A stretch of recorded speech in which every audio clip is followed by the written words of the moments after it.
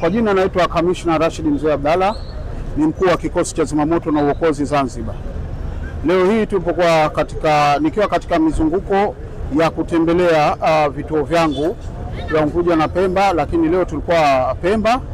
Nimeanzia kusini, wakati tunaelekea kaskazini Kijichami, bahati mbaya njiani tukapata ajali. Gari yangu iliyotangulia katika msafara ikapata ajali, na katika ajali hiyo tumepata majeruhi karibuni 6, pamoja tumepoteza kwa bahati mbaya askari wetu mmoja,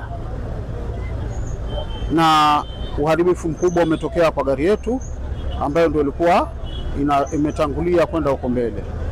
Lakini mpaka kufikia dakika hii tunashukuru Mungu, tumepata ushirikiano mkubwa kutoka kwa wenzetu wa Jeshi la Wananchi wa Tanzania. Wametuletea helikopta na tumeweza kuwahamisha wale majeruhi wote pamoja na mwili kuelekea Unguja makao makuu kwa ajili ya huduma za kiafya zaidi.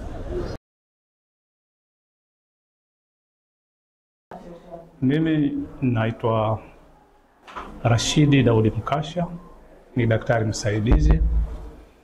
Sasa kwa niaba ya Daktari Dhamana imebidi niweze kutoa hii taarifa ya ajali ambayo imetokezea siku ya leo. Kubali kwamba tumepokea ajali wakati wa mchana ya ndugu zetu wazimamoto, askari wa zimamoto, na tulipata majeruhi kama 8, lakini katika watu tuliokuwa tumepata 8 yao mmoja kafa, lakini anaingia pale ni tayari alishakufa. Huyu kitu kilichomsababishia kifo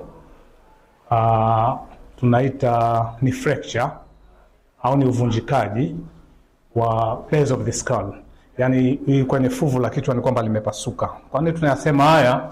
Kwamba tayari alikuwa na damu nyingi kupitia kwenye hizi natural orifice, kwenye tundu za pua, masikio na maeneo kama hayo, kuonesha kwamba huyu tayari aliumia kwenye fuvu la kichwa. Kwa tunaita fracture of the base of the skull. Huyu hakuchukua muda hata mdogo, alipokuja tu alikuwa keshamalizia kufa tayari. Lakini katika hao pia walikuwepo 3 ambao kwa pia hawakuwa na hali nzuri. Mmoja yeye alikuwa akapata hiyo pia kavunjika kwenye mandible, kana kapata fracture kwenye sehemu ya mandible. Kwa hiyo huyu pia akapata tena fracture ya mbavu kwenye upande wa mkono kushoto wa kifua.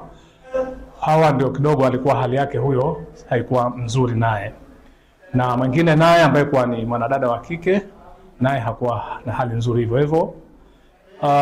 Hakupata visceral organ injury, lakini naye alikuwa na maumivu makali. Kwa hivyo hawa wote ndio ilobidi baada ya timu ya mheshimiwa mkuu wa mkoa kuingia hapa na mkuu wa wilaya na wakuu wa vikosi ambao walikuwa wamebahatika kuwepo leo, ndio wameamua kwamba hawa ni bora moja kwa moja kuwachukua, kuwasafirisha, kuwapeleka maeneo mengine kwa matibabu zaidi. Kubali kwamba tupongeze sana watumishi wenzetu kwa toka muda huo kuwafanya stabilization, yani kuwekea mazingira wa wagonjwa ili wasiweze kupoteza maisha yao kwa haraka. Sababu tunaelewa kwamba kwenye maeneo haya ya ajali mtu anaweza kufa kwa urahisi tu, anaweza tu akasipirate akafa. Kwa hiyo timu ilishughulikia vya kutosha kabisa, wakuwekea cannula, wakufanya suctioning, wakufanya open veins, kila shughuli zote ambazo kwa zinahitajiwa kufanyika za kiutaalamu zimefanyika katika mazingira ya hali ya juu.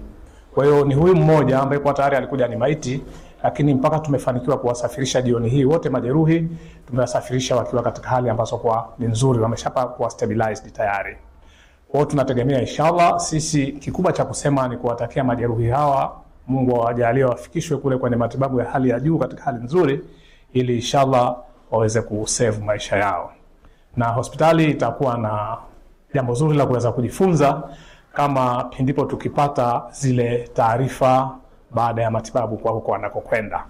Kwa hiyo kwa haraka nilitaka niyaseme haya kwa niaba ya Daktari Dhamana hospitali ya Micheweni. Asante.